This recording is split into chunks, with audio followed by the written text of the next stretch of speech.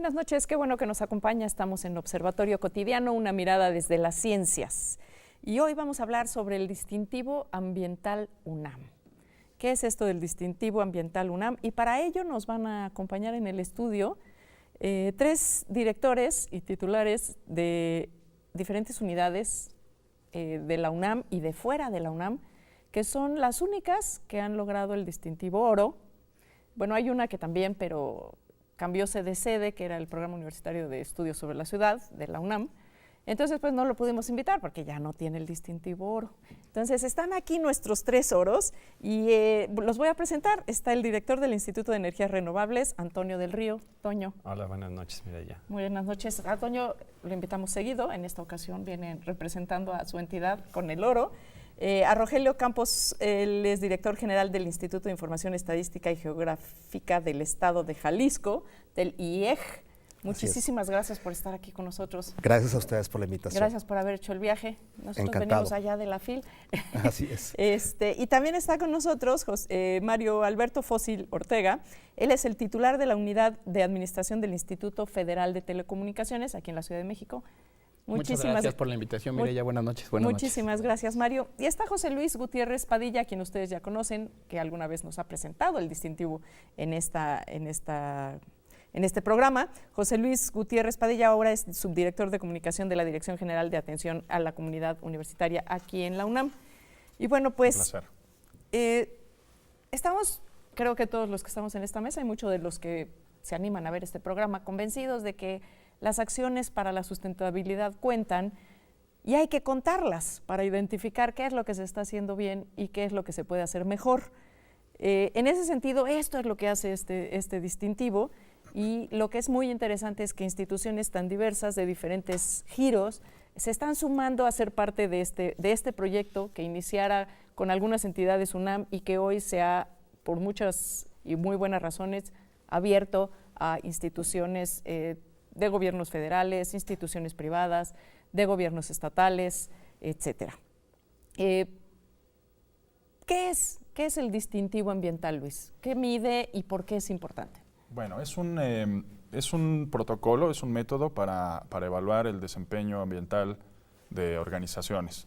Originalmente se diseñó para la universidad, lo que se buscaba era generar una agenda de sustentabilidad ad hoc a cada edificio, y nos propusimos medir distintos aspectos para evaluar la energía, la eficiencia en energía, la eficiencia en agua, la gestión de los residuos y compras verdes, el consumo responsable. Es básicamente eso, es un método que nos puede decir cuál es el desempeño de una organización, el desempeño ambiental de una organización y proponer medidas para mejorarlo. O sea, hacemos un traje a la medida de cada edificio que evaluamos. ¿Y cómo acabamos midiendo en espacios fuera de la UNAM? Bueno, pues hemos tenido ya muchas experiencias midiendo fuera de la UNAM. Nos ha pedido la Semarnat evaluar su edificio sede cuando estaba en Picacho. Hemos evaluado 14 entidades fuera de la universidad y es una muy buena sorpresa saber que el método se adapta muy bien a organizaciones externas con giros muy diferentes como el Instituto Federal de Telecomunicaciones o una entidad académica como el Instituto de Energías Renovables o una entidad fuera de la Ciudad de México, que es en Jalisco, de hecho, dos fuera de la Ciudad de México, Morelos y Guadalajara. Entonces, pues ha sido una experiencia muy buena. Hasta el momento hemos evaluado más de 2.3 millones de metros cuadrados construidos y tenemos ahora un caudal de información muy importante para mejorar, para generar políticas públicas más grandes. Y más precisas, Mucho ¿no? más precisas. Ustedes fueron el primer instituto, de hecho el único instituto UNAM que ha sacado el distintivo ambiental, Toño. Y recuerdo que primero les hicimos la evaluación y no estaban en el oro y se aplicaron muchísimo para sacar el oro.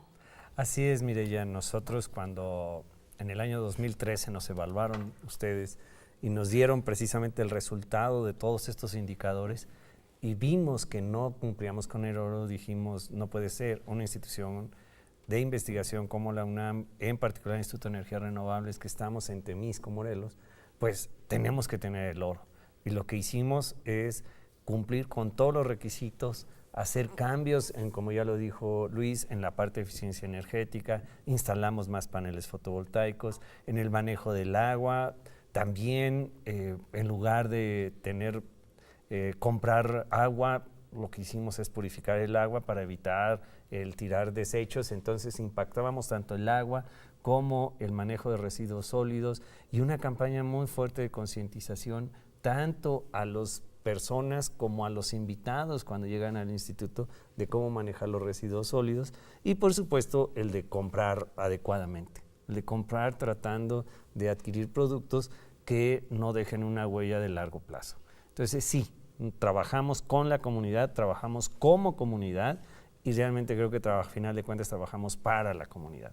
Esas son de las cosas bonitas que puede uno visualizar de lo que es el distintivo ambiental Puma, que nos dice qué podemos hacer por nosotros y por el resto de la sociedad. Eso es interesante, ¿no? Que no se trata solo de la gestión sino que busca involucrar a las comunidades. ¿Cómo ocurrió en el caso de ustedes, Rogelio? En el caso de Jalisco, construimos un edificio nuevo que fusionaba 3 organismos para crear el Instituto de Información Estadística y Geográfica y vimos en eso una oportunidad formidable. Mis respetos para quien ya tenía un edificio y que tenía un tiempo ya de estar ahí, es un esfuerzo adicional, creo que es más difícil que quienes empezamos con una infraestructura nueva. Aquí el mérito fue visualizarla con paneles fotovoltaicos, con captación de agua pluvial, con una planta que limpia el agua que ensuciamos, con prohibición de unicel, con prohibición de botes de basura individuales, con desincentivar el uso de papel, nadie tiene archiveros, concentración de las impresoras en ciertos lugares. Quien quiere buscar un papel se para por el papel, quien quiere tirar un papel o un desecho tiene que levantarse a tirarlo. Que eso también nos viene bien para movernos un poquito. Por supuesto que sí, para movernos, para conocernos y para desincentivarlo. También el agua, ahí tuvimos una resistencia nosotros porque decían si era de calidad o no. La purificamos por ósmosis inversa, con lámpara ultravioleta y con filtro de carbono activado. Aún así había resistencia sí, del personal. Mandamos a analizar el agua para que vieran que era mejor que la que ellos consumían en las botellas muy caras, garrafón, por cierto. Claro. Exactamente. Entonces, aquí fue obviamente algo que el gobernador Aristóteles Sandoval nos autorizó, este nuevo modelo, y que nosotros lo dejamos pensando en que todos los nuevos edificios que deban empezar a construirse tienen que hacerse ya pensando en estos esquemas. Felizmente puedo decir que hay algunas cuestiones que el método no evalúa, pero que nosotros sí las tenemos, o sea, en esa situación de ir incrementando, ¿no? Es un edificio pensado para tener una ventilación y una iluminación natural, entonces ustedes van a las 5 o 6 de la tarde y todavía no hay lámparas encendidas, porque la luz es bastante suficiente para quienes seguir trabajan trabajando ahí. Sí. Y en el caso de ustedes, Mario, ¿qué pasó? Cuéntanos. Pues mira, nosotros somos resultado de la reforma estructural en materia de telecomunicaciones y nace el IFT como organismo constitucional autónomo y desde el principio identificamos una ventana de oportunidad muy interesante al momento de empezar a construir una institución pública y la concebimos desde la perspectiva de la responsabilidad social, tanto con los colegas que trabajan en el IFT como con esta visión de sustentabilidad. Entonces, a lo mejor un poco intuitivamente y un poco sí investigando e informándonos, empezamos a trabajar esta gestión sustentable de los recursos con temas muy similares a los que comentan los colegas, un manejo adecuado de los residuos, el consumo responsable del agua, las compras verdes, el ahorro de energía eléctrica. Lo empezamos a hacer sin ser especialistas en el tema, hay que reconocerlo, pero sí con una gran idea, sobre todo de impactar en las 1,200 familias que integran cada uno de nuestros colaboradores. Me parece que como instituciones públicas tenemos la responsabilidad de generar esa cultura de predicar con el ejemplo y en ese sentido entonces empezamos a trabajar y posteriormente, habiendo trabajado esto desde 2014, pues nos volteamos con el Programa Universitario de Estrategias de la Sustentabilidad y les pedimos que nos dijeran si lo estábamos haciendo bien o nos regresábamos, Mireya, y yo creo que ahí la aportación de ustedes fue fundamental porque nos ayudaron a entender que lo estábamos haciendo relativamente bien. En ese sentido fuimos la primera institución pública fuera de la UNAM que obtuvo el distintivo oro. Y además nos dejaste muchísima tarea, porque recordarás que cuando nos fuiste a entregar el distintivo oro todavía teníamos botellitas de agua, y entonces el siguiente paso fue avanzar en la tarea que nos dejaron ustedes, y afortunadamente parece que la hicimos bien, y en una segunda revisión pasamos de 78 puntos promedio a 90 puntos promedio. Entonces ha sido ya algo muy interesante, porque al principio, con las mismas resistencias que nos comentan los colegas, respecto del agua, respecto de la separación de residuos, eran exactamente las mismas. Y esa idea de generar cultura, armamos un programa de comunicación interna para informarle a la gente por qué es importante hacer lo que estamos haciendo y qué impacto tiene en nosotros, en nuestra vida laboral y en nuestra comunidad. Y me parece que hemos logrado de manera muy interesante generar conciencia en la gente sobre los beneficios de un programa sustentable. Yo creo que ese es uno de los grandes temas que vamos a platicar en la segunda parte del programa. Vamos a tener que ir a un corte en breves segundos. ¿Cómo han respondido las comunidades, ¿no? Y cómo se apropian o no de este proceso, que yo creo que esa es una parte pues vital, porque más allá de que las instituciones en algunos momentos por alguna directriz, porque hay algún director, algún responsable, enjundioso, insistente, algunos nos dirían necios, ¿no? Y logra hacer estos cambios, pero para que realmente esto permanezca, necesitamos que las comunidades lo hagan suyo, realmente asuman esto ya como una forma de entender su espacio de trabajo o su espacio de estudio y realmente impidan que esto pueda involucionar, ¿no? Yo creo que esa es la parte más importante y que además eso, como decían ustedes mismos, ¿no? Que se lo lleven a su casa, que no se quede solamente en el espacio. Vamos a hacer una breve pausa, regresamos enseguida con ustedes, no se nos vaya.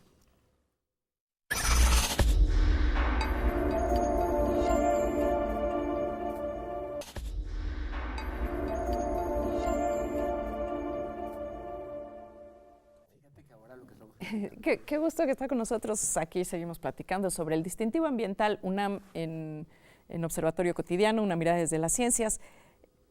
Cuéntanos un poquito en términos de presupuesto, ¿qué ha implicado esto? Porque ese es como el gran ogro, ¿no? Cada vez que habla uno de sustentabilidad dice, no, es que es muy caro, ¿no? ¿Cómo lo han vivido ustedes, Toño? Pues, te puedo decir que hay cosas que sí cuestan un poco más. El hacer compras de papel, por ejemplo, que sea reciclado, a veces cuesta más, o el comprar algunos dispositivos de desecho o de uso rápido, también puede costar más, pero hay otros que no. Por ejemplo, el utilizar agua filtrada, como ya lo decía Rogelio, agua filtrada con luz ultravioleta, y que nosotros hacemos el estudio, como seguro ustedes lo hacen cada 6 meses, para garantizar a la comunidad que está bebiendo agua potable, eso cuesta menos. O el que tengamos paneles fotovoltaicos también cuesta menos. Por ejemplo, cuando en el año 2013 nos evaluaron, nosotros teníamos un pago del orden de más de 115,000 pesos de energía eléctrica al mes. Como empezamos a poner fotovoltaicos, sistemas fotovoltaicos alrededor, y además inauguramos un edificio de 2,000 metros cuadrados, nosotros creímos que se iba a ir para arriba, pero hicimos bien algunos ajustes de reducción de consumo eléctrico, cambiamos algunos motores y los sistemas fotovoltaicos, y hoy en día, después de 4 años, pagamos menos de 100,000 pesos. O sea, además de que crecimos en 2,000 metros cuadrados de instalaciones de laboratorios que son lo que más consume. Alto consumo de electricidad, ahora estamos pagando menos que en el 2013, y eso que era más barata la electricidad en el 2013 que hoy. Entonces, esto es una falacia, insisto. Es lo que muchas veces nos queda en el imaginario colectivo de que antes eran más caros, ahora no. Y no nada más eso, sino simplemente la huella que dejamos es mucho menor y ya con eso se paga. O sea, claro, y lo que pasa es que muchas veces la gente no hace esta evaluación en el mediano y largo plazo. A lo mejor piensas, es que claro, tengo que invertir para cambiar, y esa inversión la asumes como dinero perdido. Porque no, en la vida cotidiana, las familias, no va un poquito más allá de correr la cuenta y bueno, ¿y qué va a pasar el año que viene o el año después del que viene? Entonces no se hace esa resta y terminan pagando más en el mediano y largo plazo. Así es. ¿No? En el caso de ustedes, ¿cómo fue que se...? En el caso de nosotros, ¿Qué ha implicado en términos prácticos? Tuvimos una gran ventaja, igual que los colegas del Instituto de Telecomunicaciones, de ser una entidad nueva. Entonces, cuando eres algo que empiezan a hacer, te da la oportunidad de manejar tu presupuesto de alguna manera no en términos absolutos, en base cero. Y al tener base cero, tú puedes direccionar a dónde gastar. Lo que yo puedo hacer es... Porque ese es otro gran tema, ¿no? Las inercias de los presupuestos. Yo puedo entender que haya quienes tengan la resistencia, por eso mi admiración a quien lo hizo ya con un instituto creado, de detener ciertos gastos que te van comiendo en el día a día, incrementalmente. Yo, en ese caso, lo que podría decir es que lo barato sale caro. Entonces, si tú sigues comprando garrafones, si tú sigues pagando el recibo de la luz, siempre va a pasar eso. Y cuando nosotros en la economía familiar decidimos apostar por un proyecto educativo para un hijo, por un departamento, una casa, implica un redireccionamiento del gasto, del egreso. Es lo mismo aquí. Es una nueva etapa la que estamos viviendo ambientalmente en México, en el mundo, e implica un alto en el camino y redireccionar lo que estábamos gastando para gastarlo adecuadamente. Mario, bueno, déjame que me comente Mario de las experiencias sí. Y luego comentamos la nuestra. Gracias, Mireya. Yo creo que hay que cambiar el concepto que hemos introyectado en la sociedad respecto de gasto público. Las instituciones públicas tienen un gran impacto en el ejercicio del presupuesto público en toda la sociedad. Entonces, efectivamente, hay algunas cosas que cuestan más, sin duda, pero que a la larga, como bien señalas, mire, ya se convierte en una inversión que resulta redituable. En el caso del IFT, por ejemplo, logramos ya tarifa única con CFE, hemos reducido en 4.11% el consumo en kilovatios, hemos disminuido solo en año y medio más de 1,5 millones de impresiones de las famosas copias de conocimiento que en la burocracia tanto nos gustan, ¿no? Las CSP con copia para... Simplemente con hacerlas electrónicas, tampoco requieres mucha ciencia. Dejas de consumir papel, dejas de consumir más agua, en fin, dejas de hacer una serie de cosas que en una primera instancia sí te implican una cierta inversión en tener equipos adecuados, en tener las instalaciones adecuadas, etcétera, pero que eventualmente si todo eso le agregáramos el efecto multiplicador del ahorro público que implicaría para el resto de la sociedad, por más de 200 instituciones gubernamentales, por solo hablar del gobierno federal, estás hablando de un ahorro brutal en términos de la economía y prácticamente todo el sector público podría estar disminuyendo su huella de carbono de manera importante. Incluso creo que aquí me das una muy buena idea, Luis, yo creo que estarías de acuerdo conmigo, en que hagamos la evaluación de estas 3 entidades oro y sumemos lo que han hecho ustedes para presentar el impacto que tiene el que 3 entidades de diferentes giros y especialidades hayan ganado el oro en el distintivo y qué impacto tiene eso en economías para las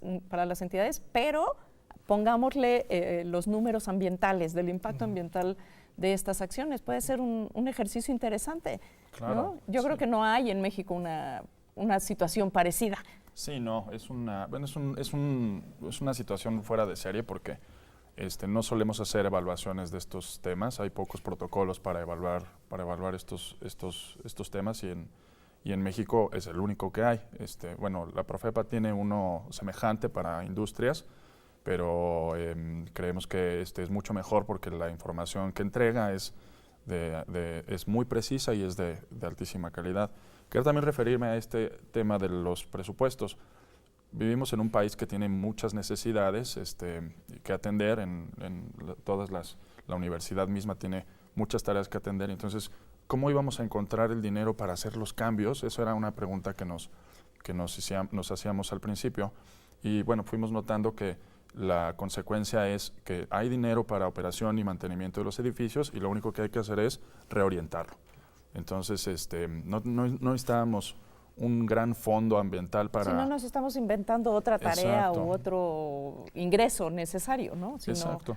redirigir el que tienes. Ahí estaba uno que ya tenías y simplemente tienes que hacer una cosa ligeramente diferente y eso es un poco el fondo de la... Pero cómo cuesta, ¿no? Por supuesto. Es poco diferente, o sea, sí requiere una mentalidad dispuesta al cambio, porque en general seguimos y nos solemos hacer lo que sabemos hacer y como lo venimos haciendo y medio me funciona y pues no, ¿por qué? ¿Para qué cambiar si funciona así?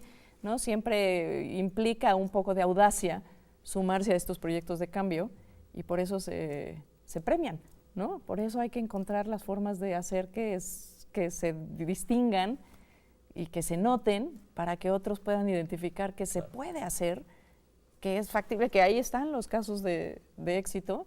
Y yo creo que ese punto, por ejemplo, para nosotros el IER es la bandera de lanza en el interior y ustedes son la bandera de lanza en el exterior, digo, UNAM exterior, ¿no? Porque siempre decimos el IER, los de afuera nos dicen, ay, el IER, pero qué fácil, es de la UNAM, ¿no? Ah, bueno, no solo está el IER, ¿no? Tenemos otros casos de éxito afuera. ¿Qué le recomendarían ustedes tú en particular a las entidades UNAM, pero también en general no UNAM, y ustedes a las entidades no UNAM? Lo primero es lo que decía Mario y que ha asistido Rogelio, es dar a conocer el programa y los beneficios a la comunidad. Y tú también, y les decía, si las personas están enteradas de los beneficios que obtenemos al hacer un ligero cambio en nuestra conducta y que son beneficios de muy largo plazo, entonces la propia comunidad empieza a responder. Y en nuestro caso, nuestros estudiantes han cambiado y generalmente en todo salón de clases hay un bote de basura. En nuestros salones de clase no hay bote de basura porque no generamos basura, es lo primero. Tratamos de no generar basura, tratamos de separar las cosas y mandar a reciclaje donde hay. Nuestros trabajadores administrativos, nuestros trabajadores de intendencia, así les llamamos a los que nos ayudan a mantener limpios nuestros lugares, ellos mismos están monitoreando y pesando los residuos que se obtienen y con eso para ver las posibilidades de valorizarlos. Y por supuesto que ellos obtienen alguna retribución por hacer ese trabajo, pero lo que más les gusta, y a mí me dio mucha alegría el verlos, las caras de felicidad de todos ellos cuando nos dieron el distintivo ambiental oro y se develó la placa. Ellos eran los primeros que querían sacarse una foto al lado del distintivo. Es decir, el reconocimiento, no solo el reconocimiento de toda la comunidad, sino el que nos hayan dado un organismo externo, porque aunque el PUES era de la UNAM, pero es una evaluación de externos. Y yo creo que eso es algo muy importante en nuestro país, que nos evalúen externos, para ver si estamos haciendo las cosas bien, que nos lo digan y que nos lo digan con la transparencia infinita de esto sí y esto no. Y entonces nosotros podemos transformar nuestras formas de hacer.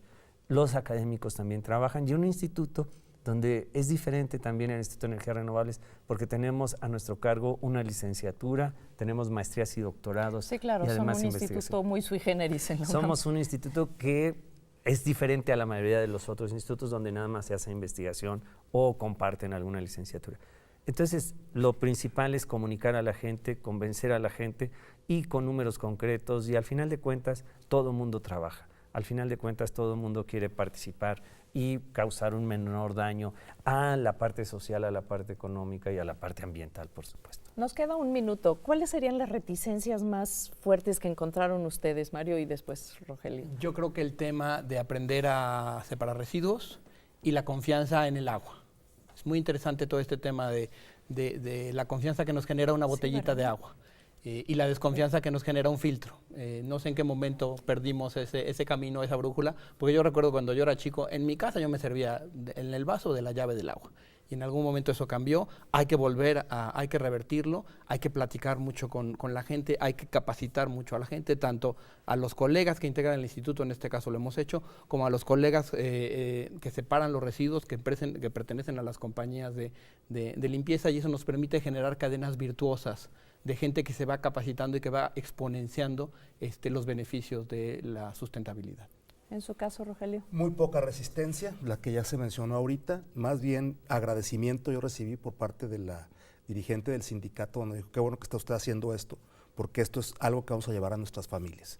Y ya no lo paramos, porque luego llegaron y me dijeron, hay una impresora que puede imprimir 40 veces la misma hoja. La compramos y ya la compramos. Entonces es con fécula de maíz, la borra y la puedes imprimir 30 veces para el poco papel que tratamos de gastar. Entonces, esa idea ya surgió por parte del personal. Eso es lo maravilloso, ¿no? Cuando ya las ideas empiezan a ir de abajo para arriba y ya no tiene que ser un tema de arriba para abajo. Y bueno, pues se nos acabó el tiempo, se va rapidísimo en este espacio, en este hoyo negro que es el programa. Fluye muy bien, fluye muy rápido. Pues muchísimas gracias por habernos acompañado esta noche. Yo le quiero dar las gracias especialmente a Antonio del Río, a Rogelio Campos, a Mario Fósil y a Luis Gutiérrez por haber estado con nosotros, a las colegas y los colegas de Radio UNAM que hacen posible de Radio UNAM. Ya les cambié la chamba, ¿no? A los compañeros de TV UNAM por hacer posible esta emisión. Y bueno, a usted que hizo el favor de acompañarnos, muchísimas gracias. Lo vemos en la próxima emisión de Observatorio Cotidiano, una mirada desde las ciencias.